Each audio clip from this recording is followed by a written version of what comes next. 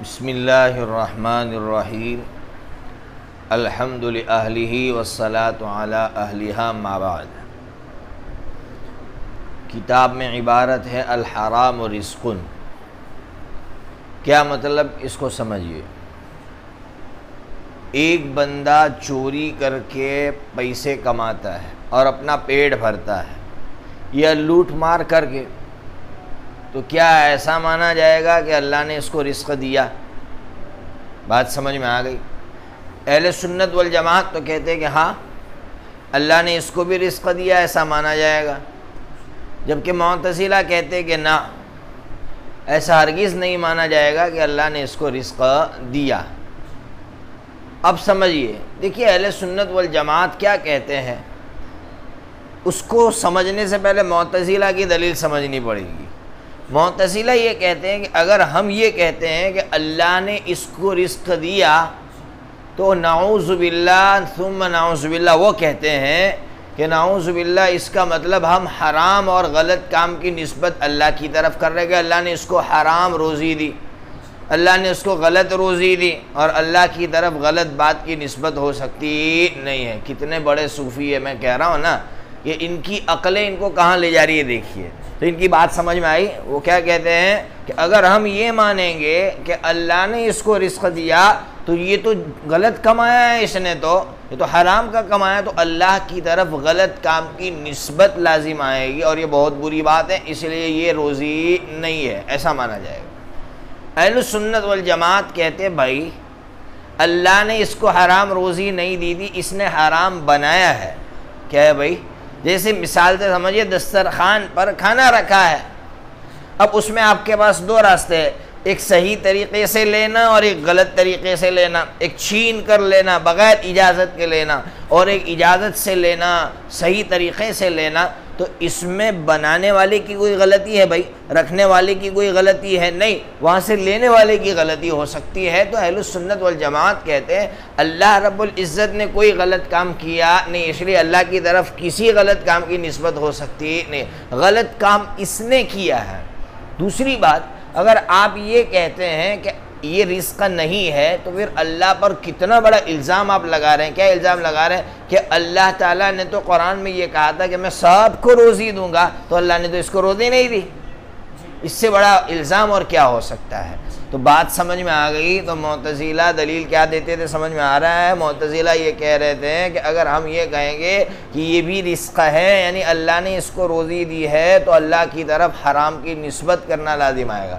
تو سمجھ میں آ گیا جواب کیا دیا کہ اللہ کی طرف حرام کی نسبت کرنا لازم آ رہا، اس لیے کہ اللہ نے حرام نہیں بنایا، اس نے غلط طریقے سے کما کر حرام بنایا ہے۔ اور دوسری بات سمجھ میں آ گئی کہ اگر ہم یہ کہتے ہیں کہ یہ رزق نہیں ہے تو اللہ پر آپ الزام لگا رہے ہیں کہ اللہ تعالیٰ نے تو تمام انسانوں کو روزی پہنچانے کا وعدہ کیا تھا، اس کو اللہ نے کیوں روزی نہیں دی؟ تو پوری بات سمجھ میں آ گئی۔ معتزلہ کی یہ جو غلطی ہے نا، یہ بہت بڑی غلطی ہے۔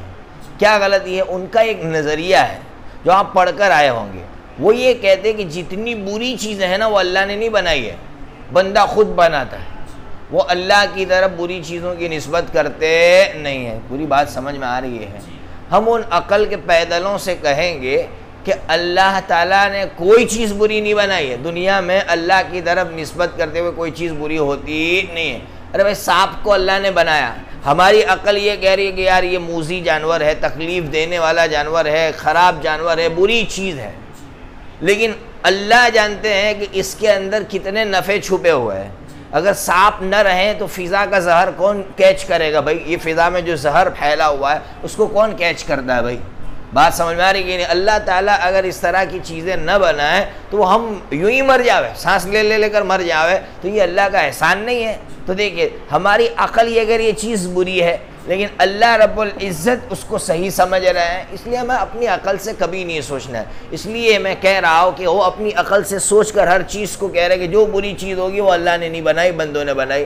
تو ایک چیز سے بچ رہے ہیں تو، اور نعوذ باللہ کتنی بڑی غلطی کر کے کہ بندے کو خالق بنا دیا، بندے کو خالق یعنی بندے بناتے ہیں برے افعال کو، کتنا بڑا جرم کر رہے ہیں ایک غلطی کر کے۔ اسی طرح ان کی ایک اور غلط، ان کا ایک اور نظریہ ہے، وہ نظریہ سنو۔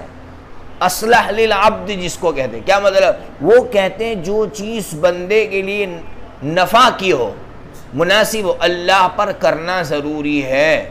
بات سمجھ میں؟ جیسے بندے کے لیے ایمان اچھی چیز ہے کہ بری چیز ہے؟ اچھی چیز ہے، تو وہ کہتے ہیں اللہ پر ضروری ہے کہ اس کو ایمان دے۔ عجیب بات کر رہے ہیں، بات سمجھ میں آ رہی ہے؟ ہم ان سے کہیں گے کہ اس کا مطلب تو یہ ہوا کہ اللہ تعالیٰ نے جگہ جگہ کہا ہے کہ یار میں نے نبی بھیجا، یہ میرا احسان ہے، یہ میرا احسان ہے۔ تو آپ تھوڑی دیر کے لیے سوچئے کہ آپ کی اگر ذمہ داری ہو، کیا ذمہ داری ہو کہ آپ کی طرف نبی کا بھیجنا اچھا کام تھا کہ نہیں؟ اچھا برا کام تھا؟ اچھا کام تھا نا، تو نبی کا بھیجنا اچھا کام تھا، تو پھر میں احسان کیوں جتلاؤں؟ آپ مجھ سے یہ کہیں کہ آپ احسان کیوں جتلاتے؟ یہ تو آپ پر واجب تھا، یہ تو آپ پر کیا تھا؟ واجب تھا۔ اس سے سمجھ میں آ رہا ہے اللہ پر کوئی چیز واجب ہوتی نہیں ہے۔ اور عجیب بات ہے، چلو آپ کہہ رہے ہیں کہ جو چیز بندے کے لیے اچھی ہے وہ اللہ پر واجب ہے، اللہ نہ کرے تو کیا آپ اللہ سے یہ کہیں گے آپ نے واجب کے خلاف کیا، نہیں نعوذ باللہ گناہ کیا، ہم آپ کو سزا دیں گے؟ یہ آپ کہنے جا رہے ہیں؟ یعنی کتنی عقل استعمال کر رہے ہیں تو کتنے کھائی میں جا رہے ہیں۔ تو میری باتیں سمجھ میں آ رہی ہے، یہ ان کی گمراہی ہے۔ پھر عجیب بات، بہت سی چیزیں میں نے ابھی کہا ہم کو لگ رہی ہے اچھی ہے، ہوتی بری ہے، اور بہت سی چیزیں ہم کو بری لگتی ہیں، ہوتی اچھی ہے۔ جیسے قرآن مجید میں حضرت موسیٰ اور حضرت خضر علیہم السلام کا واقعہ قرآن نے بیان کیا ہے کہ کشتی کی ایک سائیڈ کو توڑ رہے حضرت موسیٰ علیہ السلام اور حضرت خضر علیہ السلام۔ تو حضرت موسیٰ علیہ السلام کا دماغ یہ کہہ رہا ہے کہ یار جن کشتی والوں نے ہمیں مفت میں سوار کیا اور پھر ان کی کشتی کو توڑ رہے ہیں، تو ظاہر میں حضرت موسیٰ علیہ السلام کی عقل، جبکہ وہ وقت کے نبی ہے، عقل یہ کہہ رہی کہ یہ کام غلط ہے، لیکن حضرت خضر کہہ رہے کہ آپ اللہ کی حکمتوں کو نہیں جانتے۔ کیا مطلب؟